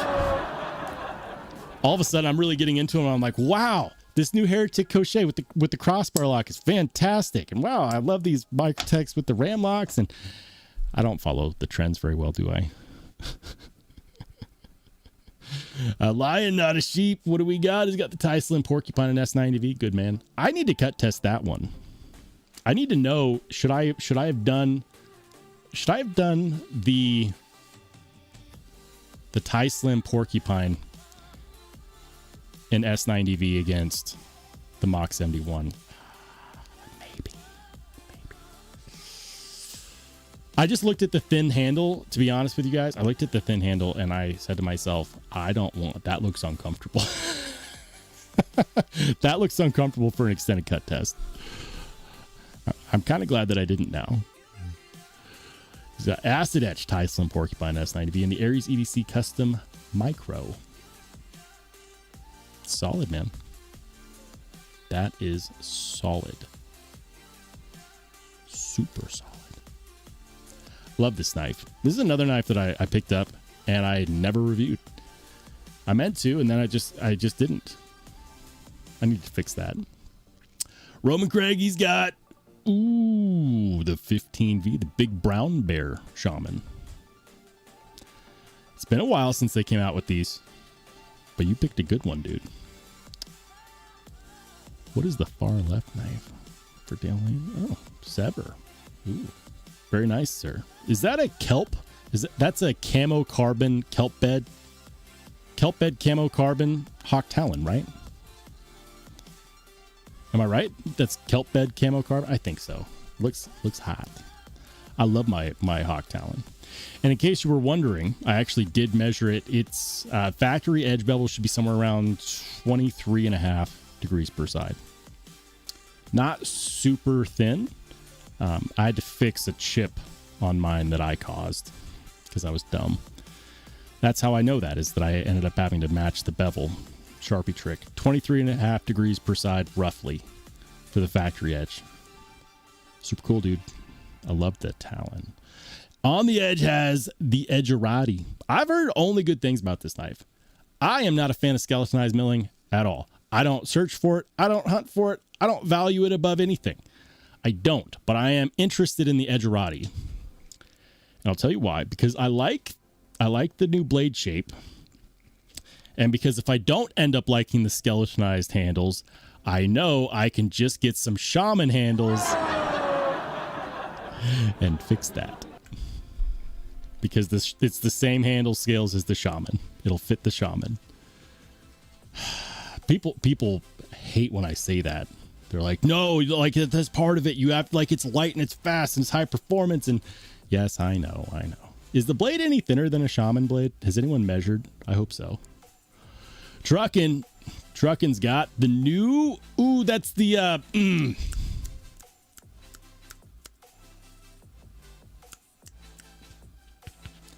The old ticker ain't working tonight. I know what that is. It's just skipping my mind. It's Miguron. It's their new super value knife that gives a ton of value for not a lot of money. And I'm going to be honest with you guys. When you guys ask me about Chinese Spydercos, my response is that, well, I mean, if you're going to buy a knife from China, you can get better values out there. This one, it might possibly be one of those, especially considering that it's not Spyderco's factory. I'm going to keep saying that. Spyderco doesn't own that factory in China. China owns that factory in China. That's how communist countries work. So my point is that, like, I don't buy Chinese Spydercos because you've got better values out there technically, like this. Spyderco fans everywhere are cursing my name, but I am the king of unpopular opinions. Jim's got the Axial Alpine. I approve. I love my Alpine. I got an Alpine V2 in titanium that people love to ask me if I'll sell, and the answer to that question is always no. Alpine is a great fixed blade. And you got a McNeese PM Mac 2 3.5 flat grind. I want to get one of their Mac 2s with the new Performance Hollow Grind. I love the new Performance Hollow Grind. Experienced it on a Dixon. They now have it on the Little Dixon. It's the primary. It's I love it. I love their new Performance Hollow Grind. So I will be getting a Little Dixon at some point this year. I can't wait. But I also want a Mac 2 with their new hollow grind as well. That's super cool, dude.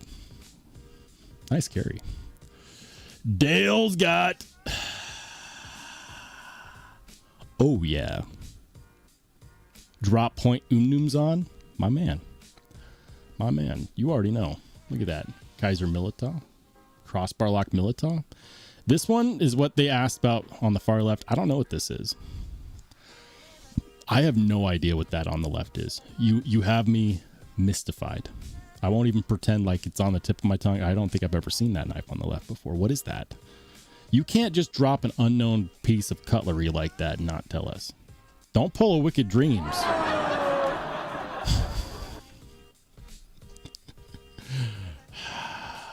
I keep forgetting what this is called. I know. It's Miguron's new value knife. There we go. You get an insane value for the money. Maybe that's what I should compare. Maybe I should pick up a Spyderco Tenacious and a whatever this is and compare them. I know. Like, I love Spyderco knives, guys, but I just don't like their Chinese knives are not for me. 15V pair of 3, right? Yeah. I've got 2 of those. I love them. And Ontario Rat in D2. Is it the Rat 2.5 that has Magna Cut?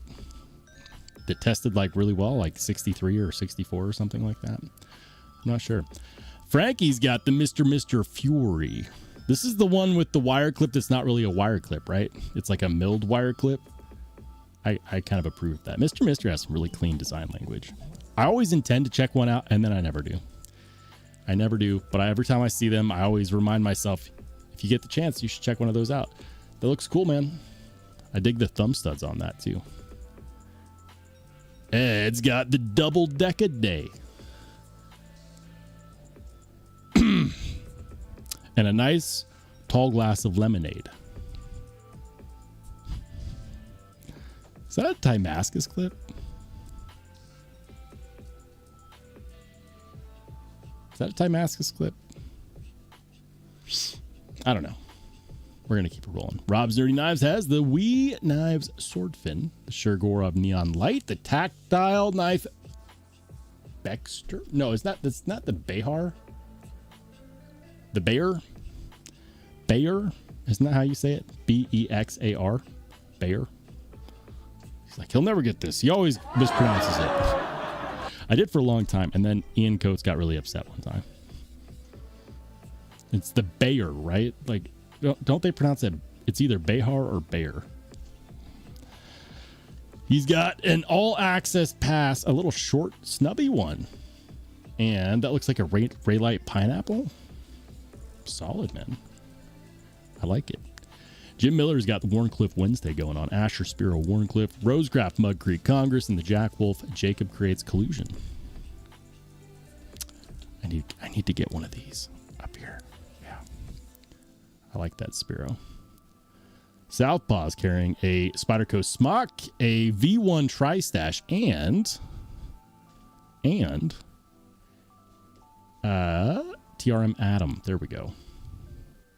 My brain's not that far gone yet. We're getting there. Steve's got the Crescent Edge Eternal. That's a cool knife. That is a cool knife. Very cool knife. I had an interaction. I'll be honest with you guys. I had an interaction with this gentleman that runs this company that made me not really care about his company anymore. But I will admit he's made some really cool knives. His designs are really cool. Tom Cook coming in hot. Coming in hot with the lines of Hezron Barclay CNC Shaman in 15V. Good man. Seeing this makes me miss mine. I know it's in good hands wherever it is. It was in the raffle. I'm going to have to get another Shaman. I did that on purpose, guys. Like, listen, I bought the Shaman that they got put in the raffle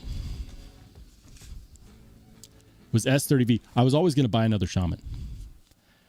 What made that one really cool was the lines of Hezron scales, because the Fade Anno hadn't been available for a while that I've seen.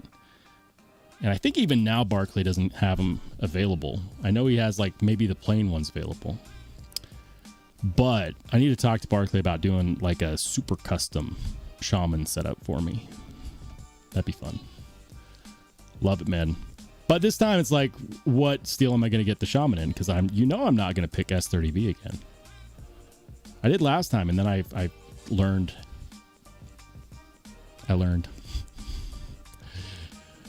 Craig Vincent, he's got I forget what this one's called. It's like the double shot, the short something. Something gun related, right? I think so. I forgot what this is called, but it's a CJRB with like their spine actuated crossbar lock, which I always wish that companies would freaking do.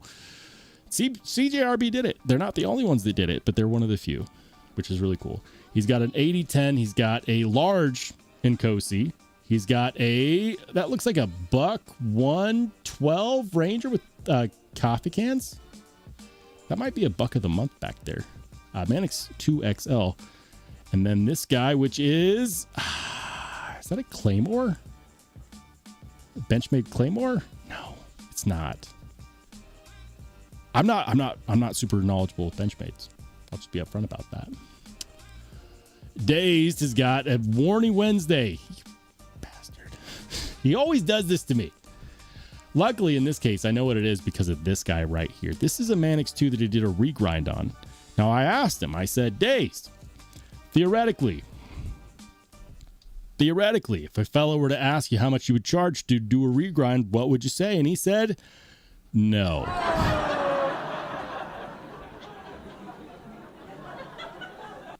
You're killing me, dude. You're killing me because I love your regrinds. So if you ever want to partner up and do a custom knife together, let me know. I feel like we could have some cool ideas. Maybe we could work something out, financially speaking. But he doesn't take commissions. He only works for number one. So I get it. Anyways, this is his take on a Mannix 2 Wharncliffe. You know what I want to see? I'll challenge you on this one. And I'll see if you're watching. And let me know in the Discord if you agree. You know what would be really cool on a Mannix 2? Harpoon Wharncliffe. It's got the blade height to do it, dude. Harpoon Wharncliffe on this would be sick. I'm not saying you have to do it on this one specifically because that's 15V. I know it was probably a pain in the rear to regrind. But if you ever rethink it and you're open to commission, I've got a Mannix 2 and 15V, and I think a Harpoon Wharncliffe would be badass. So I'm just going to throw that out there. Well done. I definitely approve. The Bonds has a Deca in MagnaCut. He's got a Tri-Stash V2, Arkfeld Pro, and Tactile Turn Pen, an Ultim. Nice. Drinkwater's got a CKF Evo. We were talking about CKF in the chat today. CKF, their production value is ridiculous. It's so good it makes me wonder if it's fake. Like it's too perfect. I've got a CKF Brat and a CKF Justice that I'm borrowing from Knife Dope, and I'm considering trading him something pretty good for him.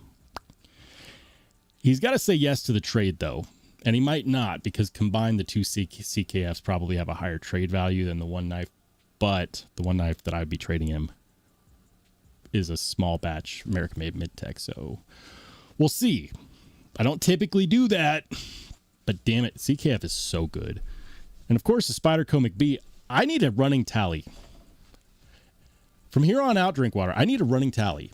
I want your pocket checks to include day 10,532 of carrying a Spyderco McBee. It's a streak, and the people need to know. I need to know. I'm curious. How many days straight? Start adding that to your pocket checks. Seriously. Just do it. Conman has got a Mannix 2 and MagnaCut. MagnaCut Mannix 2? I think. Pretty sure this is the MagnaCut Mannix 2. I need to get one in MagnaCut because I'm going to get one in Magnamax that's on the list. The people demanded it. They want it in the new cut test series, so we're going to get one in Magnamax. But I would love to get one in MagnaCut as well because I already have a Mannix 2 in 15V, and I'd love to be able to show the difference in performance with the same knife model over many different steels. That'd be really freaking cool. Southern Cali's carrying that's a Sharp by Design Mini Tempest? Mini Typhoon? One of the two. Oh, you got the glow-in-the-dark carbon fiber, too. That's nice. I like it. Sharp by Design, Brian Nadeau. He doesn't miss. But you know that already. Bradford Mitchell's just flexing. He's got a G10 paramilitary 2 and 15V. He's got a Wharncliffe PM2 in Rex 121. And on top of that, also an M4 PM2 Tonto. He just wins. And those are his beater knives when he's not carrying his Dragon Duck. I'm not jealous at all. Not at all. Nick T's got CKF Wednesday going on. The Lex and the Davlis. You already know. Their quality of manufacturing, and I know they don't do all of their manufacturing in-house, right? Like, they send some stuff to Kevin John in China, and then some stuff gets done in their now Slovakian shop. I know. It doesn't change the end result. The end result is incredibly good. I have tried a small handful of CKF knives, like, and I say try loosely, like I've tried 3. I've tried the CKF Gnome, the Justice, and now the Brat, and like every single time I touch something made by CKF, I'm just shocked. Because the difference between the quality, especially in something like the Action, but if you look at some of their more in-depth designs that they've done, like the Justice, it's just incredible. It's not just the Action, it's their whole quality of manufacturing is ridiculous. And I don't know how they do it. But it doesn't feel like it's made in China at all. They feel like custom mid-techs. Damn it. I'm selling myself on the ones that Knife Dope lent me. Damn it. Why am I doing that? John Tagmori, he's got not really a Horncliffe, but it's what I'm going with today. It doesn't have to be a Warncliffe, baby. It doesn't have to be a Warncliffe. I don't know the name of this model. I feel embarrassed. I don't know the name of this model.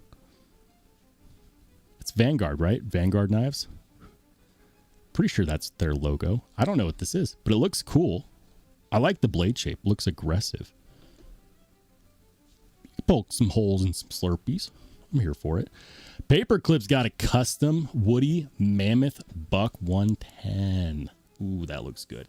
With custom milling on the spine. I think it's either milling or sculpting on the spine. It looks good. It looks damn good. Looks damn good. Woolly mammoth tooth scales with tang fillings. Looks good. Oh, that's what it is. It's not. They're fillings on the tang. I thought. Wait. I'm confused. Stonewall's got the Tri-Stash V2. Lots of Tri-Stashes out there. Lots of Tri-Stashes. Is that a regrind on the blade? It looks like a regrind on the blade. That's a regrind on the blade, right? Right? Steve says, Ultim rocks. I don't care if it looks like... Hey, you know what? Some people really like it. I like Ultim selectively as an accent piece. I don't like it as the main scale type, and I'll tell you why. It's stupidly brittle. Stupidly brittle. It is not good. Like, even if you have, like, let's say you have a body screw, right? If there's not steel meeting that body screw very quickly, if you over tighten a knife in G10, the worst case scenario is that you will strip the screw or you will pop the head off the screw, right? If you over tighten a knife that has Ultim scales, you will crack and or shatter those scales. So I like Ultim as an accent piece. I think it looks cool. But that's kind of where I draw the line. People obviously like whatever they like. You like it, perfect. By the way, thank you for the $2 super. Steve. Thanks, man. I'm over here just crapping on your preferences. Thank you for the $2 super. Now I just feel like a dick. But that's my thoughts on Ultim is that I don't feel like it's hardy enough to be a main handle scale material because it tends to shatter when tolerances aren't perfect. And considering that a lot of knife companies don't have perfect tolerances, it just makes me kind of nervous.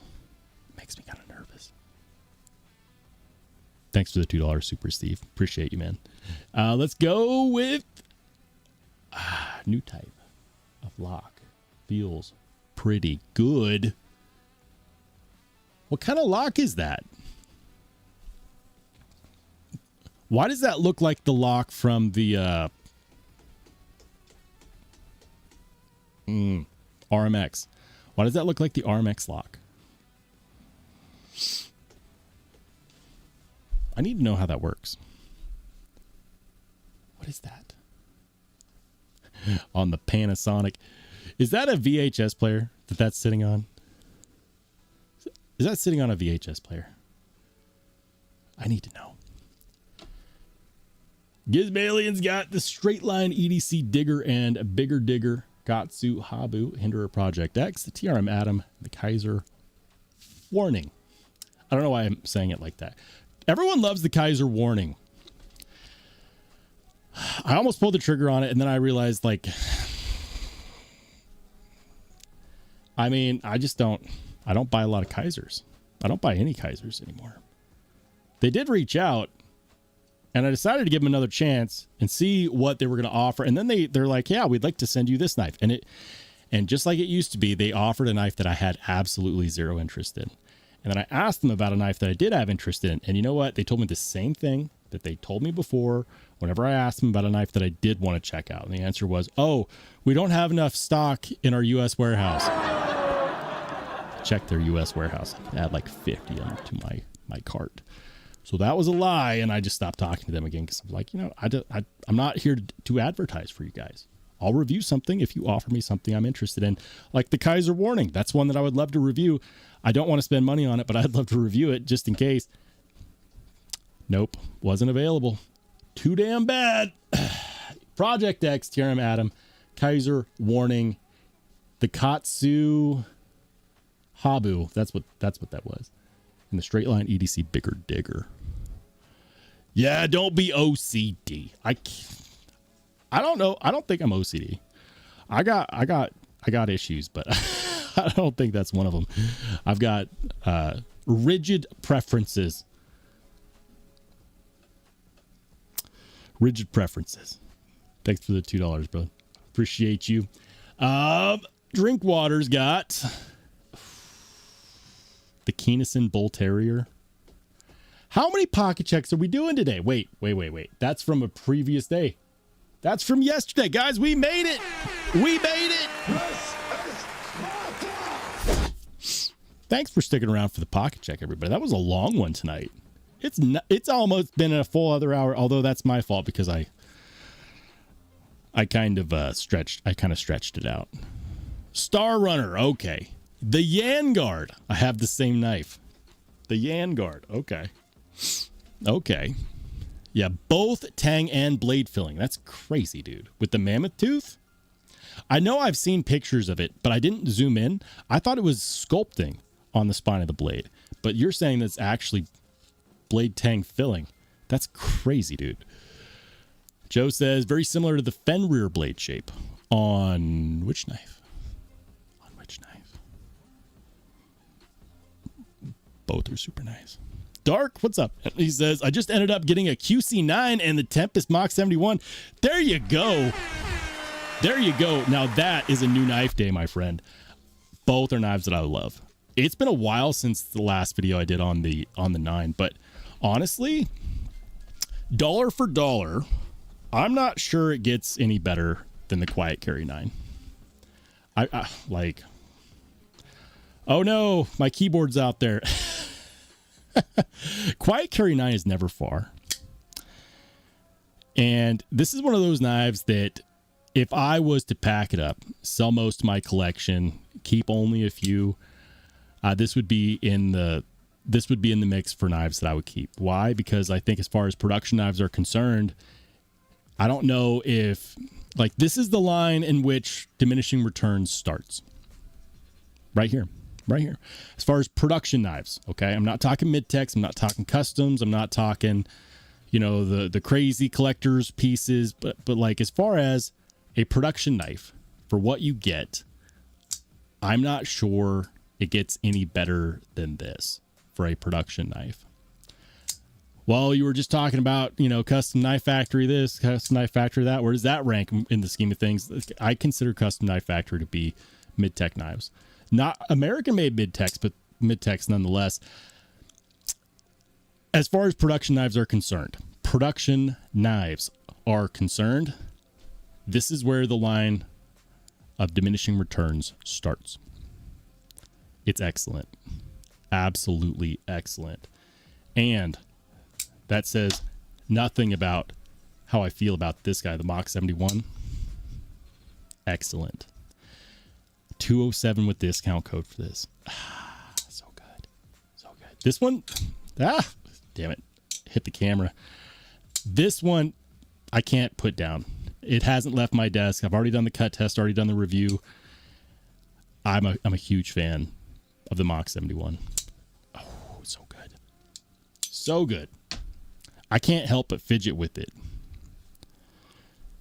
I can't help it. David the 5th channel member for 20 months. Let's go, baby.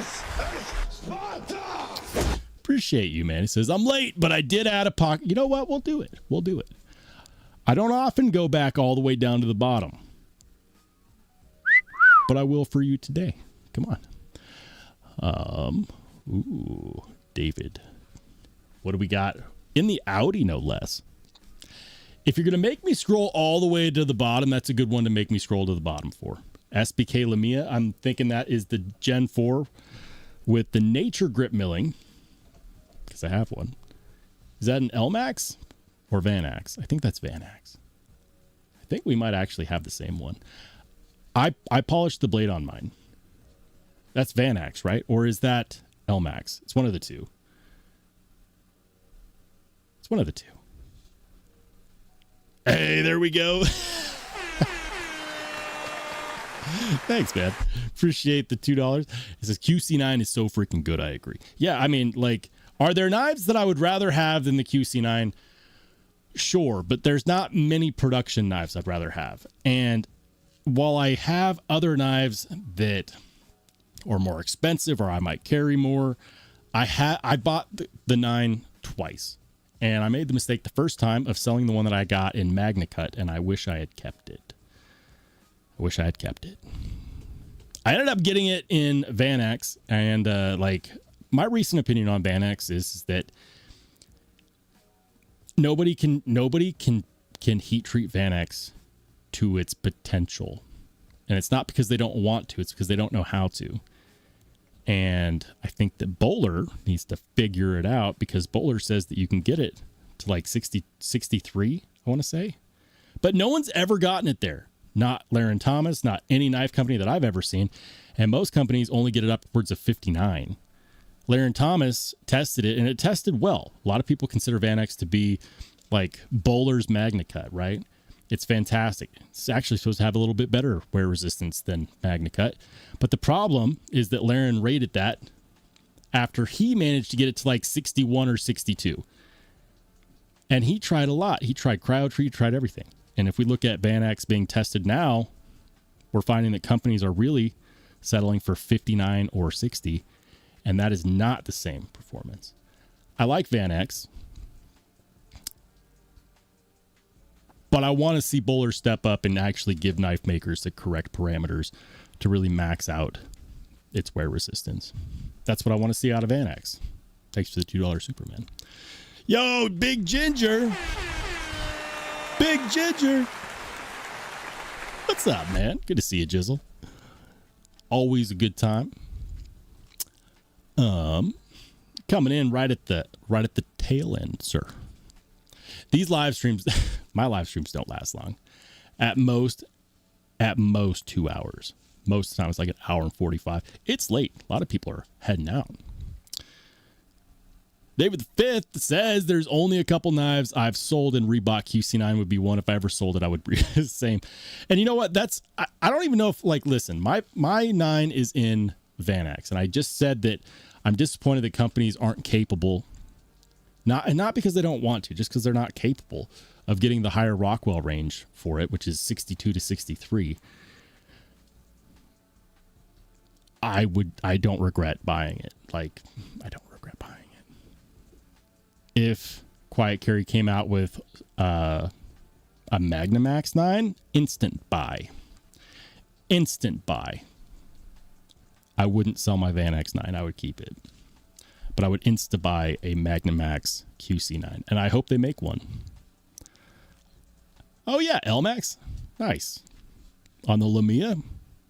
Awesome, dude. Love it. Paperclip says QC9 is out of the box best production knife I've... Yeah, I agree. Out of the box, easy money, dude. Steve with the $5. $5. Thanks, Steve. He says that's the Starfall lock. Oh, okay. Got to check with Cold Steel how to take it apart just in case. The Starfall lock. I'm gonna have to look into that. I've never heard of that before. That is really interesting. Really interesting. Hey, what's up, bro? Rare sibling sighting. Hope you're doing well, man. I need to give you a call. Good to see you, Brody. Thanks for being a battalion leader, by the way. It's been a while, man. I need to give you a call. I'll call soon. I promise.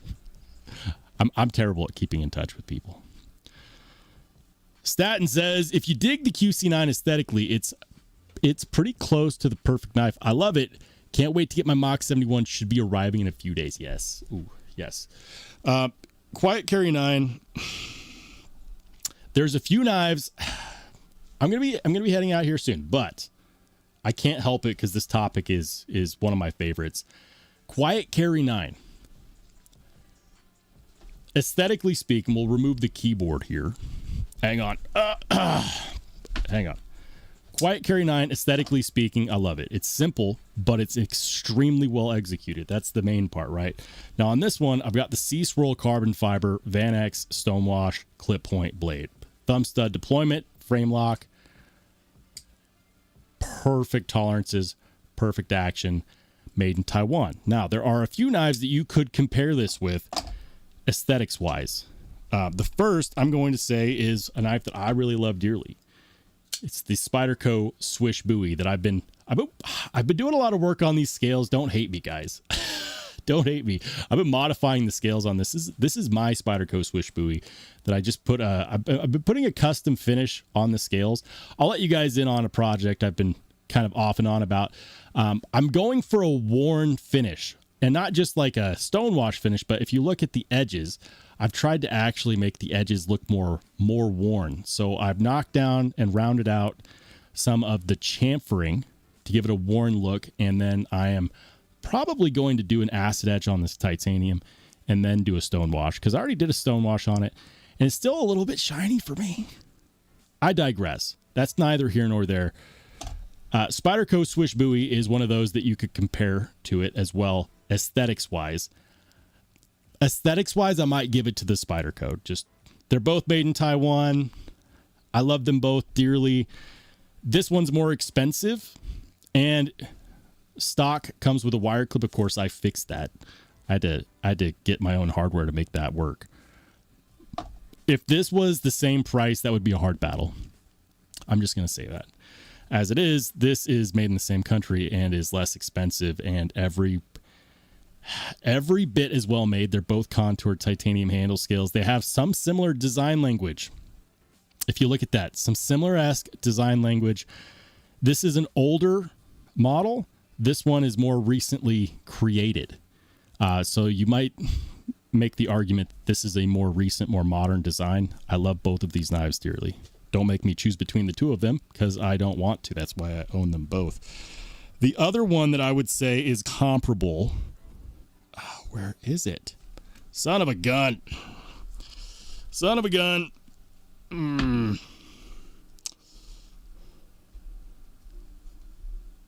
is it? I can't find it, of course. Oh, there it is. This is actually comparable in the handle scale design on the Mach 71. Check it out. Handle scale design is very comparable between the Mach 71 and the Quiet Carry 9. As far as production knife is concerned, $200 for this is insanity. I keep gushing about this knife. It's because it keeps impressing me. The action continues to get better and better. Spyderco Swish Buoy is a current project that I'm working on.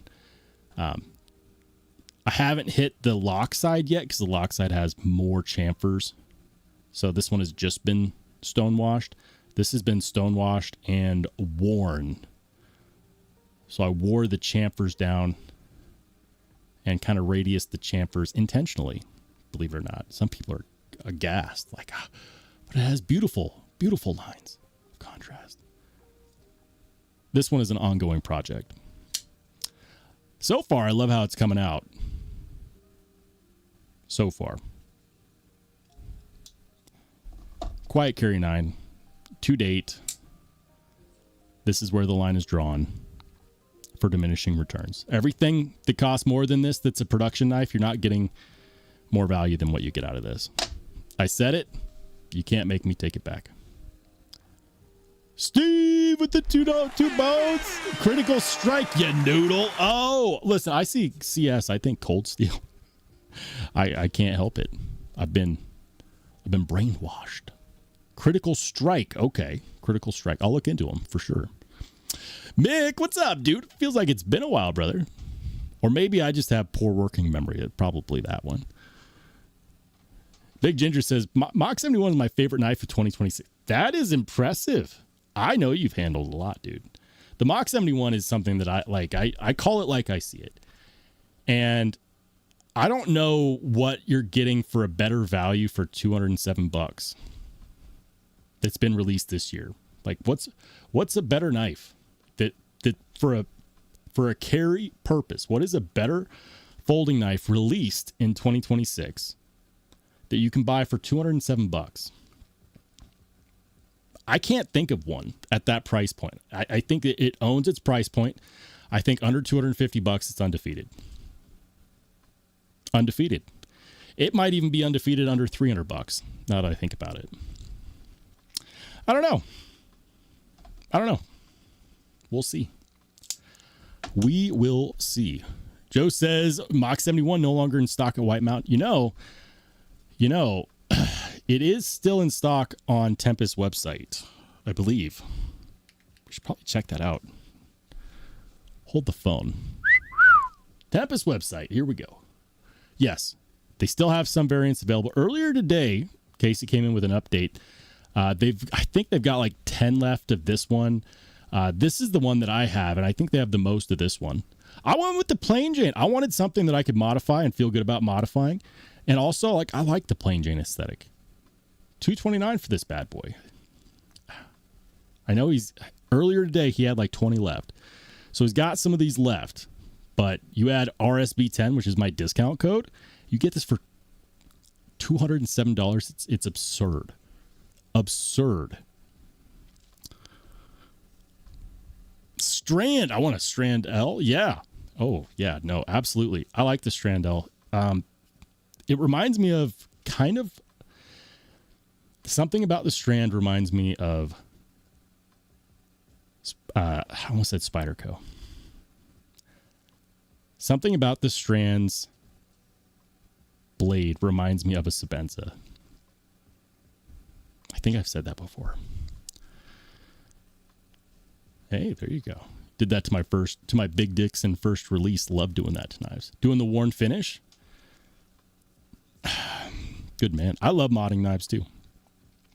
Like some people would cringe at what I've done to this. Be like, oh my gosh, you can never resell it on Knife Swap for no cut and carry.